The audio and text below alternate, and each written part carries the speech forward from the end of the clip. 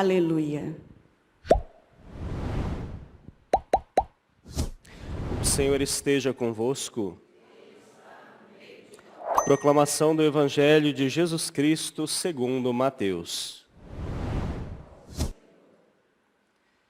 Naquele tempo, enquanto Jesus estava falando às multidões, sua mãe e seus irmãos ficaram do lado de fora, procurando falar com ele. Alguém disse a Jesus: Olha, tua mãe e teus irmãos estão aí fora e querem falar contigo.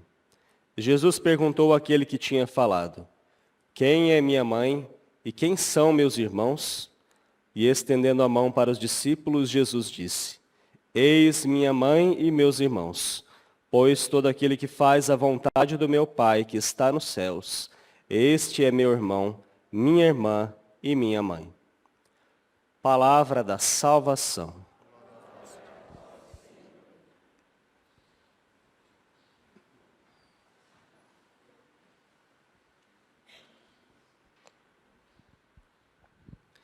Meus caríssimos irmãos e irmãs, hoje com grande alegria nós celebramos a festa da bem-aventurada Virgem Maria do Monte Carmelo, Nossa Senhora do Carmo, uma das devoções mais difundidas de Nossa Senhora. E hoje também nós nos alegramos com toda a família carmelitana. Aqui na nossa arquidiocese nós temos a graça de ter um Carmelo e Nossa Senhora, ela é a rainha e formosura do Carmelo. O Carmelo existe em virtude da intercessão de Nossa Senhora. O Monte Carmelo é aquele lugar onde lá no Antigo Testamento o profeta Elias havia vencido a batalha contra os sacerdotes de Baal. Ali ele fez com que o Deus verdadeiro triunfasse. E foi justamente nesse monte que muitos anos depois, muitos séculos depois, entre o século XII e o século XIII, alguns monges eremitas fundaram ali uma ordem religiosa. Em honra a Nossa Senhora, surgiu então a Ordem Carmelitana, a Ordem Carmelita, sob os auspícios da Virgem Maria. E desde então, Nossa Senhora tem derramado os seus prodígios nessa ordem. Basta nós lembrarmos que da Ordem Carmelita surgiram grandes santos, uma grande estipe de santos, como Santa Teresa de Ávila, São João da Cruz, Santa Teresinha do Menino Jesus. Vale lembrar que os três são doutores da Igreja, todos frutos dessa espiritualidade que vem do Carmelo. Nossa Senhora, ela, então, tem formado essa geração de santos. E o que propriamente essa devoção, esse nome de Nossa Senhora como Rainha do Carmelo, como Nossa Senhora do Carmo, traz para nós? Nós vemos que Nossa Senhora é uma mestra de oração. No século XIII, esses monges se uniram para rezar, simplesmente para rezar. E ali, sobre a proteção de Nossa Senhora, eles foram aprendendo cada vez mais a escutar a voz de Deus e obedecer à voz de Deus. É aquilo que nós ouvimos aqui no Evangelho. Nosso Senhor diz: todo aquele que faz a vontade do meu Pai que está nos céus, este é meu irmão, minha irmã e minha mãe. Nossa Senhora, em primeiro lugar, foi aquela que ouviu, obedeceu e fez e cumpriu plenamente a vontade de Deus. Por isso, aqueles seus filhos fizeram a mesma coisa. Os primeiros carmelitas buscaram fazer a mesma coisa. Aprenderam de Nossa Senhora essa escuta e esse cumprimento da vontade de Deus. A oração é a marca distintiva daquilo que eles fazem. E a oração é a marca distintiva do ensinamento de Nossa Senhora. Para os nossos tempos, esse é um ensinamento fundamental. Porque nós vivemos um tempo em que a igreja carece de um espírito de verdadeira oração. Nossa Senhora é a grande mestra que vem em nosso auxílio para nos mostrar qual é o verdadeiro caminho de encontro com Deus. Nós jamais nos encontraremos verdadeiramente com o nosso Senhor se nós não estivermos profundamente comprometidos com uma vida de oração, uma vida de contemplação. E é justamente isso que essa devoção vem nos trazer. Mas uma outra coisa bastante cara à devoção à Nossa Senhora do Carmo é o escapulário. Todos nós conhecemos o escapulário, aquele tecido que nós carregamos nos nossos peitos. E o escapulário surgiu por meio de uma intervenção, segundo a pia tradição, segundo uma intervenção da própria Virgem Maria. ali no começo da ordem carmelitana. Um dos superiores, São Simão Stock, numa ocasião estava ali angustiado para tentar resolver algumas situações da ordem, e Nossa Senhora, então, misticamente aparece a ele e lhe entrega o escapulário, dizendo que aquele seria um instrumento, né, a solução para aqueles problemas que tanto afligiam a alma daquele homem. O escapulário é, na verdade, a veste de Maria, ou seja, Nossa Senhora, ela entrega a sua veste para que os seus filhos sejam revestidos dela. E essa veste, ela simboliza aquele que é o jugo suave de nosso Senhor. Somente aqueles que aceitam, né, vestir esse jugo suave de nosso Senhor são capazes de cumprir a sua vontade. Por isso o escapulário, esse sinal tão belo, né, esse tecido, esse material que nós utilizamos, que era utilizado lá com os primeiros carmelitas, é um sinal de conformidade com a vontade de Deus. Aqueles que usam o escapulário, eles, né, se entregam a Nossa Senhora numa perfeita obediência para que possam estar entregues perfeitamente na obediência a Deus e assim possam fazer a vontade de Deus. Os que utilizam o escapulário, né, têm a promessa de não se perder. Por quê? Não se perde aquele que faz a vontade de Deus. Pelo contrário, aquele que se revolta contra a vontade de Deus, ele busca a própria condenação. Então esse é o sentido mais profundo da utilização do escapulário, que é tão cara a ordem, né, carmelitana, tão cara àqueles que têm essa devoção à Virgem Maria. Então, hoje é tempo, né? Eu sei que muitos dos que nos ouvem, muitos que estão aqui na Assembleia, já fazem uso do escapulário. Hoje, no final da Santa Missa, nós teremos, né, novamente a imposição do escapulário, aqueles que ainda não receberam. Mas o que significa você portar, né, esse que é um sacramental?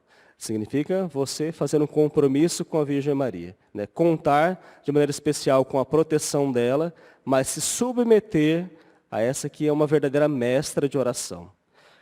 Por isso nós precisamos, né, ter esse espírito.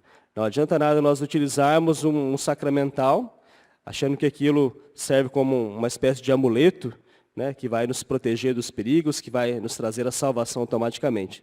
Né? Absolutamente não é isso que significa portar o santo escapulário.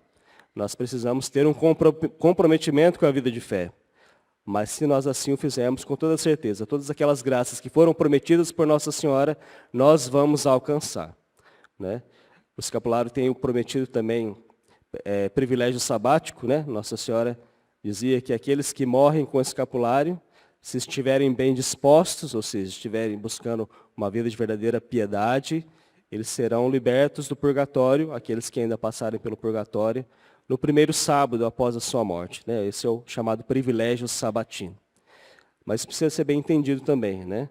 Nós vemos que Nossa Senhora, ela promete a salvação das almas e a libertação breve do purgatório, mas somente aqueles que viverem uma vida reta, né? Aqueles que buscarem fazer dessa devoção verdadeiramente um caminho de vida, um caminho de santidade.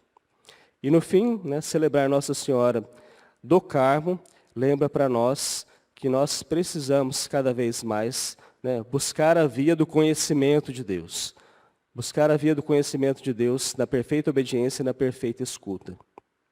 Não sei se todos sabem, mas quando Nossa Senhora apareceu em Fátima, em 1917, né, ela durante 6 meses consecutivos apareceu aos pastorinhos. Na última aparição, no dia 13 de outubro de 1917, Nossa Senhora apareceu como Nossa Senhora do Carmo. Né? Ela já havia anunciado um mês antes, em setembro, né, na penúltima aparição, que ela apareceria. Ela apareceu como Nossa Senhora das Dores, depois também como Nossa Senhora do Carmo, e por fim apareceu São José. Mas é interessante perceber como que a aparição de Fátima está intimamente ligada a essa devoção à Nossa Senhora do Carmo. Né? Por que isso? Se nós fizermos uma reflexão, nós vemos que Nossa Senhora ali estava dizendo que os homens do século XX e também, né, os homens do século XXI, nós precisamos cada vez mais viver esse carisma que Nossa Senhora inspirou a partir desse título de Nossa Senhora do Carmo. Ou seja, nós precisamos aprender a habitar o Monte Carmelo e ali buscar uma verdadeira vida de contemplação. São João da Cruz, né, um dos maiores expoentes da vida carmelitana, escreveu aquela famosa obra Subida ao Monte Carmelo. Né? Ou seja, ele nos ensina quais são os caminhos de subir aos cumes da contemplação. E todos nós somos chamados também, né, com os auxílios de Nossa Senhora, a também subir este monte dessa contemplação.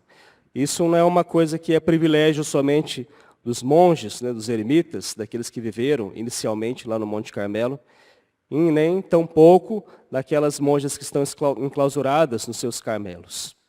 Isso é algo que compete a todos nós. Todos nós devemos aprender a subir esse monte que é Cristo e contemplar o rosto de Deus. Todos nós cristãos somos chamados a ter essa experiência verdadeira. Porque uma vez que nós somos cristãos, filhos de Deus, a nossa vocação primeira é a santidade. E ninguém alcança a santidade se não trilhar esse verdadeiro caminho de oração, de conformidade com a vontade de Deus, de perceber aquilo que são os desígnios de Deus fundamentais das nossas vidas. Peçamos então a Virgem Maria do Monte Carmelo, que interceda por nós e que nos ensine a ter essa vida de verdadeira contemplação, essa vida de busca de conformarmos com a vontade de Deus. Com toda certeza, se nós nos submetermos a Nossa Senhora, ela vai nos ensinar o verdadeiro caminho da santidade. Nenhum daqueles que se submeteram a Nossa Senhora se arrependeram. Muito pelo contrário, né? Vai dizer São João Bosco, né, que tudo foi Maria que fez nas obras do apostolado salesiano. E também um santo mais recente, São Maximiliano Maria Kolbe, diz que todos os santos são obra da Imaculada. Por isso, né, nós temos essa nuvem de testemunhas que nos mostram o caminho, e nós temos a própria Virgem Maria nos convidando a vivermos uma vida diferente.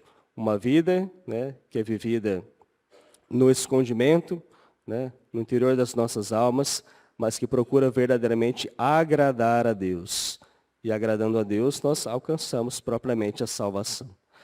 Que Nossa Senhora interceda por nós, que todos os santos carmelitas que devem a sua santidade, né, de maneira muito especial à intercessão da Virgem, intercedam também por nós nesse dia, para que nós também consigamos, né, tomar consciência e tomar coragem de viver uma vida verdadeiramente piedosa, à sombra de Nossa Senhora, aprendendo dela aquilo que é mais essencial, aprendendo a nos conformar com a vontade de Deus. Porque, né, repetindo as palavras de Nosso Senhor no fim do Evangelho de hoje, todo aquele que faz a vontade do meu Pai, que está nos céus, este é meu irmão, minha irmã e minha mãe. Nós desejamos então, né, fazer parte dessa família de Deus, dessa família de Nosso Senhor. Junto de Nossa Senhora nós conseguiremos. Louvado seja o nosso Senhor Jesus Cristo.